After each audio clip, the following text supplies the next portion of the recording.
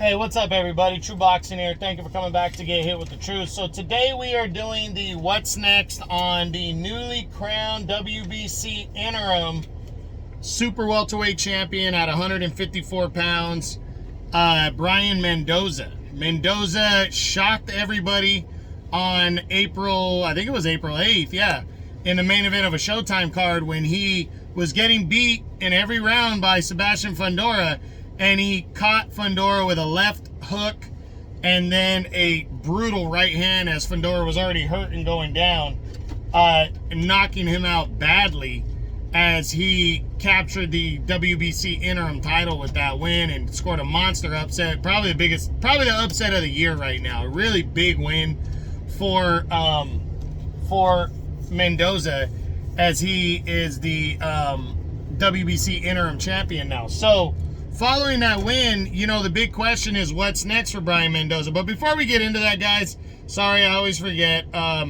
If you guys could smash the like button, leave a comment, subscribe to the channel. I really do appreciate any and all support I can get as I try to build my channel up. If you don't like what I'm doing, you can, you know, give me a thumbs down or leave a comment letting me know why, and I will take that too. You know, I'm all about it. So, all that being said, back to Mendoza. So, you know, we're going to run through the top 10 and see what's possible following that victory. And we'll start with a potential rematch with Fundora, which I haven't heard concrete news on a rematch, but I'm assuming because this was an optional interim defense that a rematch could happen, you know, between these two. And I think, you know, especially for Fundora, and I'll talk about this when I do his video, it's, you know, this is one of those fights that you were winning and you got caught, you know, so an immediate rematch makes sense, I guess, because he wasn't getting beat up like a fight that took place a week later, the Joe Joyce Xiao Zhang fight, and I'll get on that, or Zhang Ziali, whatever. That guy scoring the upset over Joe Joyce, he was beating Joe Joyce pretty consistently with a left hand. It was a close fight, closed Joe Joyce's eye. It was a similar type upset, but I don't think Joe Joyce should rush back into a rematch with Zhang necessarily. Fundora, I think, should, and I think probably the most likely that we do see a rematch, but hey, maybe not. Maybe that knockout will, hey, it was his first loss, so maybe it'll take a lot out of, Fundora, and he won't want it. But all that being said, let's run through the rest of the guys. We start with the undisputed champion, Jermell Charlo.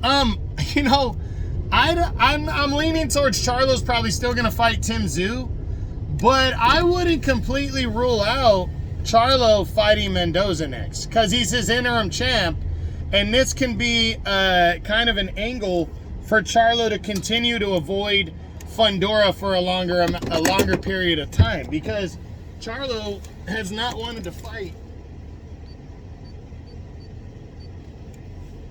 Sorry, guys. Charlo has not wanted to fight Fundora. He's made it clear. And now that Fundora lost, he might fight Fundora's beater in Mendoza, who's the interim champ now, so it would be an interim fight, or it would be a mandatory fight. Get him out of the way, and then he wouldn't have to worry about Fundora being one of his mandatories. He wouldn't have to worry about that. So I think it is possible that Charlo could make the argument like, hey, I haven't fought in a while. I don't want to rush into Tim Tszyu. I'd rather fight this interim champ. Now, I still am leaning towards the fact that I think he's going to fight Tim Tszyu. I'm just saying I wouldn't be surprised if he took on Mendoza instead. That's all I'm saying. Then there's Brian Castano, the former WBO champion. I definitely think this is a possibility if a rematch with Fundora doesn't happen, because it's a PBC guy, he's a former champ, and Mendoza is probably going to want to build his resume up a little bit more. He might be looking for a bigger name, but Castano is a very good fighter. But if Mendoza were to fight Castano and beat him, then that puts him to the front of the line to fight a guy like Charlo. So, and I think that's why I think it is a possibility. We already talked about a potential rematch with Fundora. Lubin is moving up to 160 now. Tim Tszyu, interesting.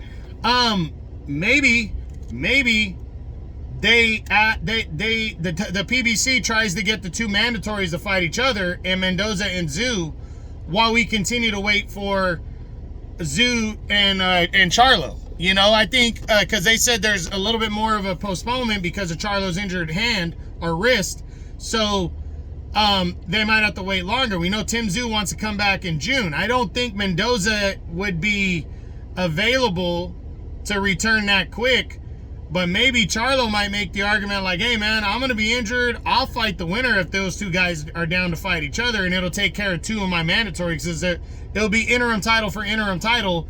You'll have a super mandatory because it'll be a mandatory to two belts, and the winner gets Charlo.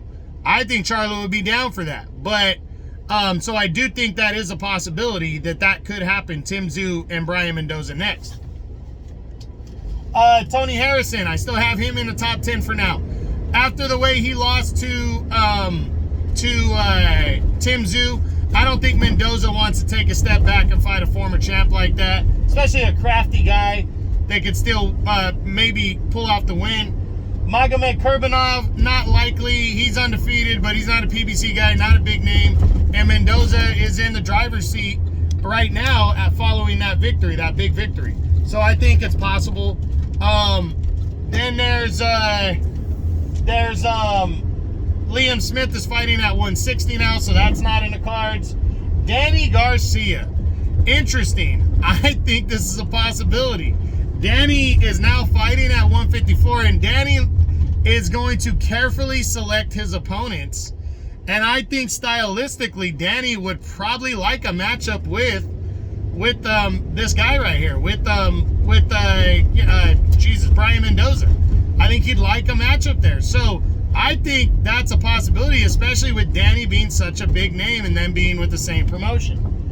And then Terrell Gausha, I don't see that one. Gausha's, it would be a step back for Mendoza after beating Fundora. So I think the likelihood of a rematch with Fundora is there. I think Danny Garcia is a very likely candidate as well. You know, for Danny to move in the driver's seat for a title shot, and he's got a big name. I think that's very possible. And then a potential showdown with Tim Tszyu, I think could happen to create a super mandatory for Charlo. I think a showdown with Charlo is possible. And then I also think Brian Castano is possible. A lot of options for Brian Mendoza. I think it's going to be one of these five. I do, which is a big fight no matter what. It really is. So Fundora, Mendoza's really gonna be able to prove if he's legit or if he just landed a lucky shot against Fundora by getting one of these five guys next. He's gonna get either Fundora, or he's gonna get Danny Garcia, or he's gonna get Tim Tszyu, or Charlo, or Castano. He's gonna get one of these five guys, in my opinion, and it's gonna be a big fight for Mendoza. So congratulations to him. He's a new WBC interim champ at 154, and that's the what's next video I have on Brian Mendoza. I hope you guys enjoyed the video. If you did, smash the like button, leave a comment, subscribe to the channel. I appreciate any and all support. This is True Boxing. You've been here with the truth.